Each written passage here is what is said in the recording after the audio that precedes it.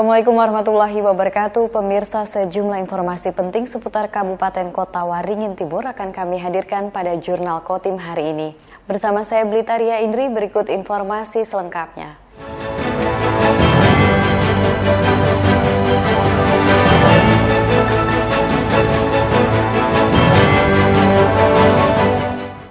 Mall pelayanan publik milik pemerintah Kabupaten Kota Waringin Timur masuk dalam nominasi sebagai pelayanan terpadu satu pintu PTSP terbaik se-Indonesia. Dari 400 PTSP se-Indonesia, Kota Waringin Timur masuk urutan 8 besar nasional.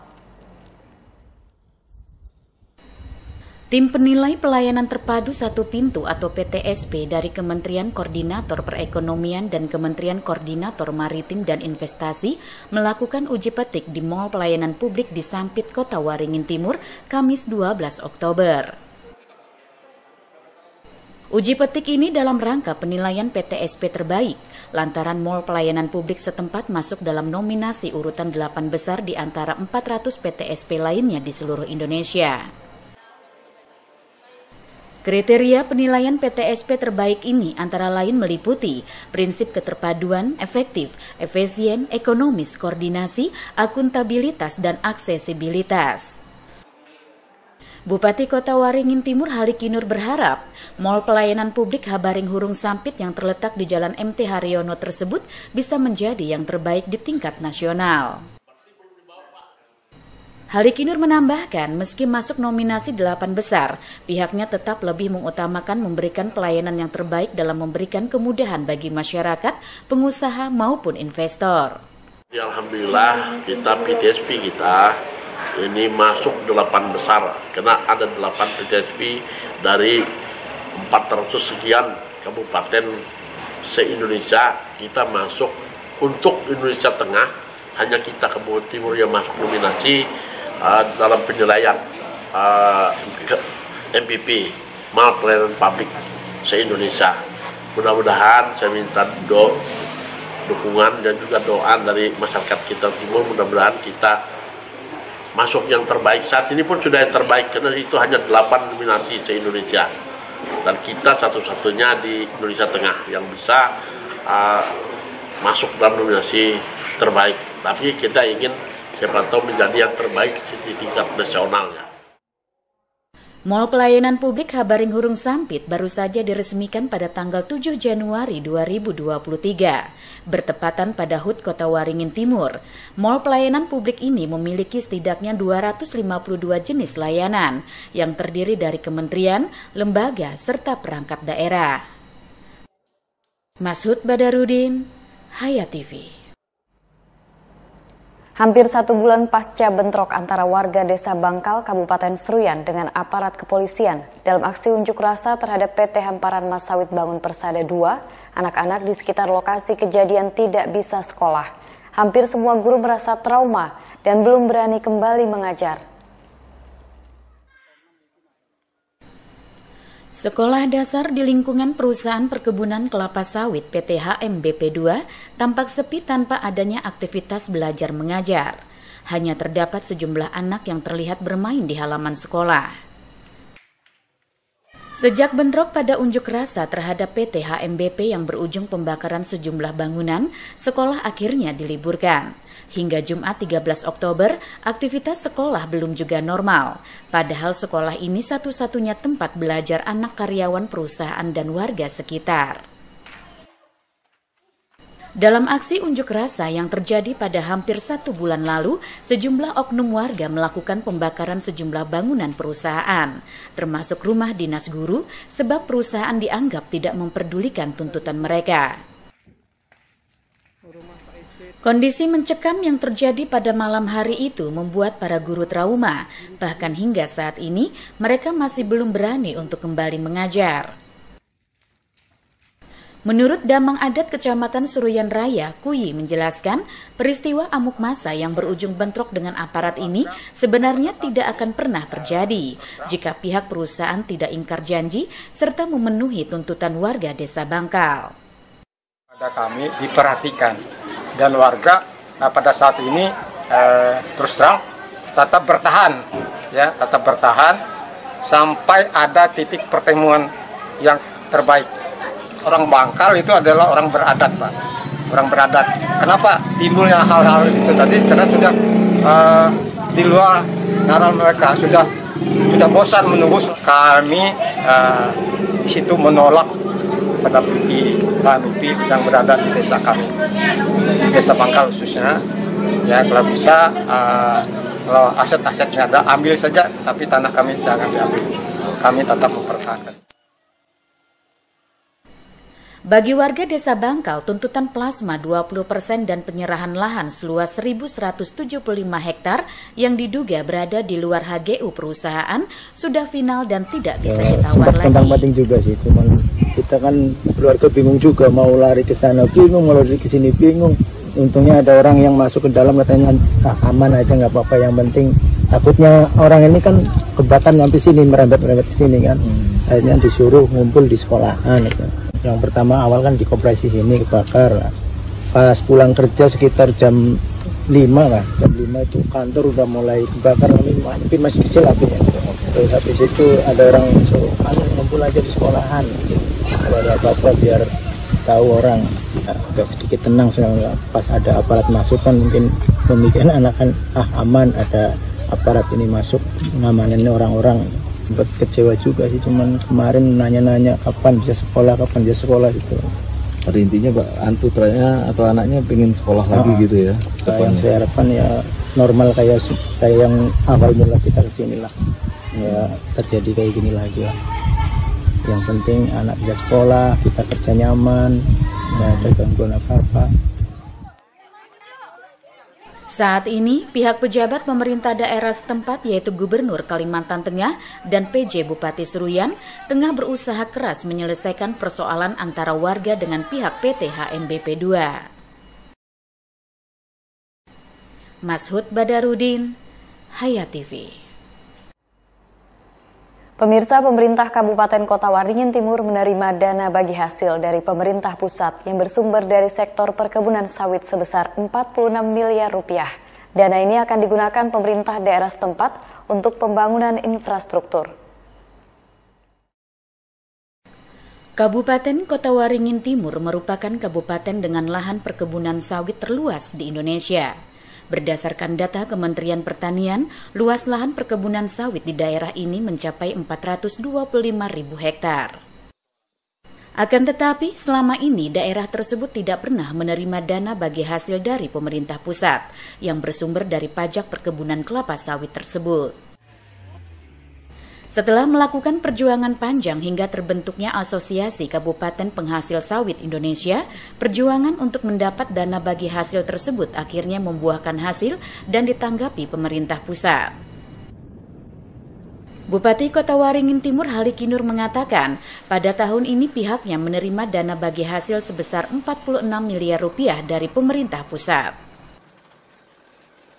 Namun penggunaan dana tersebut baru direncanakan pada 2024 mendatang dengan memprioritaskan pembangunan infrastruktur seperti jalan dan jembatan.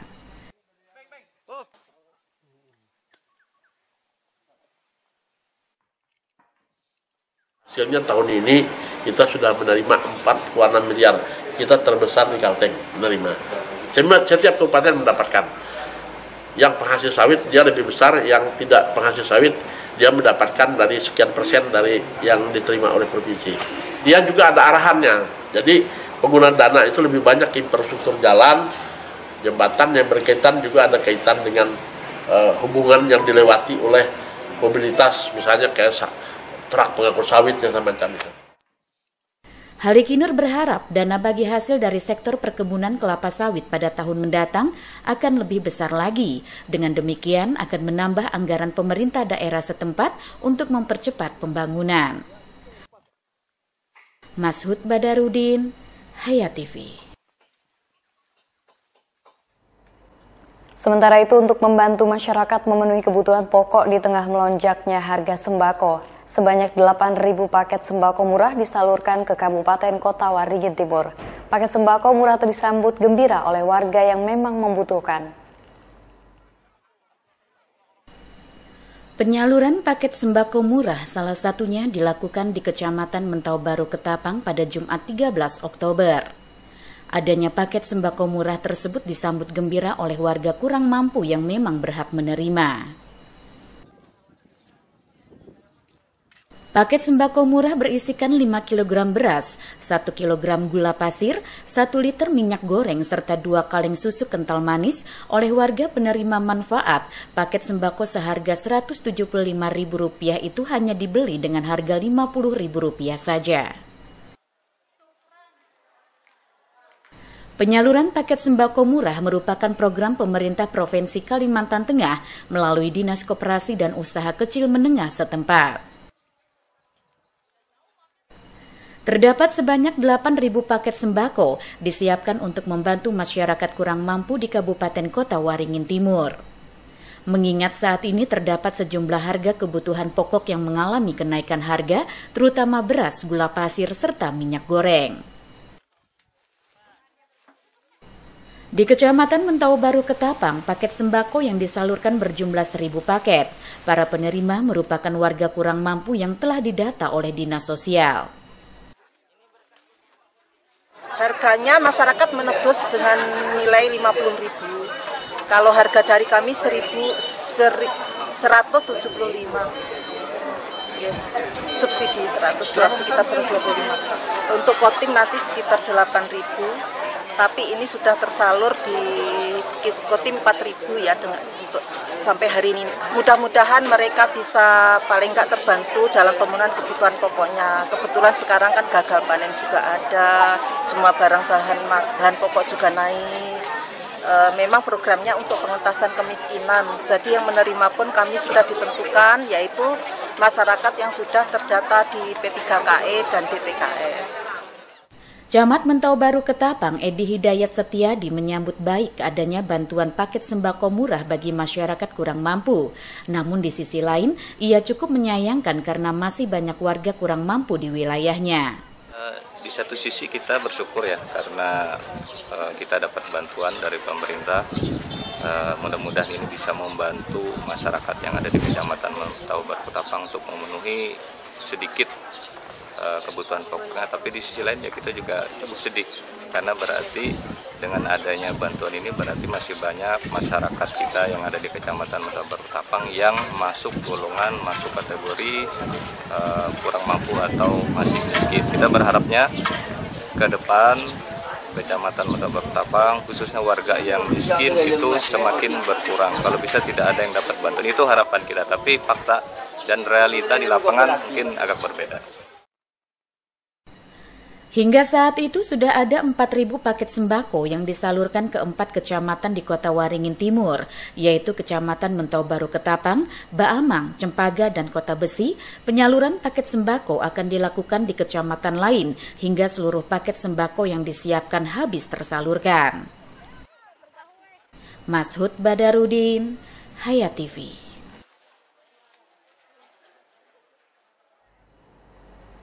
Pemirsa, Kelurahan Baamang Hulu menggelar peringatan Maulid Nabi Muhammad SAW 1445 Hijriah pada Jumat 13 Oktober. Ustadz Armansah memberikan tausiah seputar keutamaan melantunkan sholawat di hadapan jemaah yang hadir.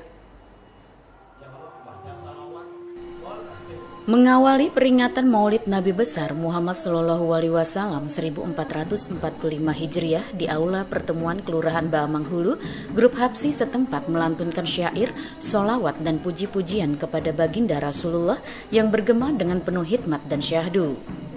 Suasana ini sebagai bentuk rasa sukacita atas kelahiran Rasulullah di kala itu. Suasana penuh keharuan ini seolah menapaki relung-relung perjalanan waktu berabad-abad silam, tatkala baginda Rasulullah beserta pengikutnya berjuang hingga tetes darah terakhir untuk menegakkan ajaran agama Islam di muka bumi ini. Berikutnya pembacaan kalam ilahi disampaikan oleh seorang qori, Muhammad Al-Ayyubi, sehingga ayat demi ayat yang disampaikan mengalun dengan penuh hikmat. Hal ini sebagai sebuah keyakinan untuk semakin beriman dan bertakwa kepada Sang Halik, penguasa alam semesta. Dalam tausiah oleh Ustadz Armansyah mengatakan, solawat adalah ungkapan rasa terima kasih umat Islam kepada Rasulullah SAW atas segala jasa dan pengorbanannya yang telah menuntun kita ke jalan yang benar. Nabi Muhammad SAW adalah pengingat akan keistimewaannya dalam setiap langkah dalam kehidupan sekaligus rasa syukur kepada Allah Subhanahu wa Ta'ala. Dengan peringatan Maulid Nabi Muhammad SAW, Ustadz Armansyah berharap agar para jamaah dapat menauladani dan bersikap, berperilaku serta mencontoh Nabi Muhammad SAW agar hidup menjadi barokah dan bisa menjalankan sunnah-sunnah Rasulullah. Jadi kita keutamaan kita membaca selawat, hati akan tenang, akan bahagia, akan senantiasa dimurahkan segala rezeki kita, dinikmatkan segala urusan kita semuanya. Dengan selawat kita makin cinta dengan Nabi, karena orang yang paling banyak membaca selawat nanti dialah orang yang paling dekat dengan Nabi. Untuk itu kita selalu berselawat dimanapun kita gemakan selawat ini, baik di kelurahan, di RT, di RW, di jamaah masjid, apalagi di musala-musala. Mudah-mudahan kita menjadi umat Nabi yang terbaik, karena kita termasuk orang-orang yang sudah cinta dengan Nabi. Orang yang cinta dengan Nabi berarti dia menghidupkan sunnahnya. Orang yang menghidupkan sunnahnya berarti bersama-sama Nabi masuk ke dalam surga. Semoga harapan kita bersama Nabi diberikan syafaat di hari kiamat dan diberikan rahmat oleh Allah, dengan rahmat itu dimasukkan ke dalam surga. Terima kasih. Sementara itu, menurut Lurah Baamang Hulu, Rudi Setiawan, berharap agar momen Maulid Nabi Muhammad SAW 1445 Hijriah semakin meningkatkan iman dan takwa umat Islam bagi kesempurnaan hidup di dunia maupun menuju akhirat kelak. Dengan adanya Maulid ini, kami juga di sini sesuai dengan tema kami itu berselawat di dalam perjalanan kehidupan kita sehari-hari. Indahnya berselawat itu yang kita inginkan. Nah, ini agar mana kita dapat melaksanakan, dan kita memang diwajibkan untuk selalu mengingat dan selalu berselawat kepada Nabi Muhammad SAW, karena dengan mengucapkan selawat kepada Nabi artinya kita mencintai Nabi dan Nabi juga mencintai kepada kita. Ya Allah, amin. Itu yang kami harapkan. Aman ahabba wa qala aidan fi hadis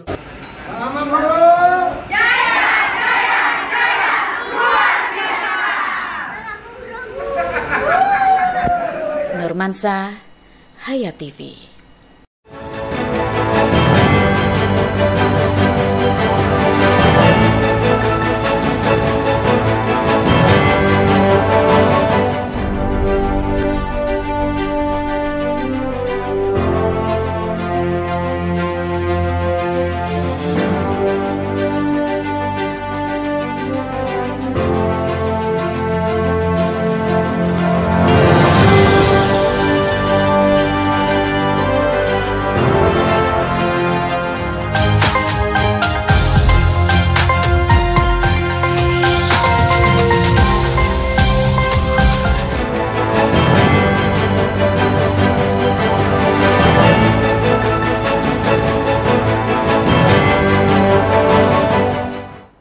Pemirsa, beralih ke informasi seputar Kabupaten Kota Waringin Barat. Seorang warga di Pangkalan Bun dilaporkan harus dilarikan ke rumah sakit usai ditusuk oleh seseorang.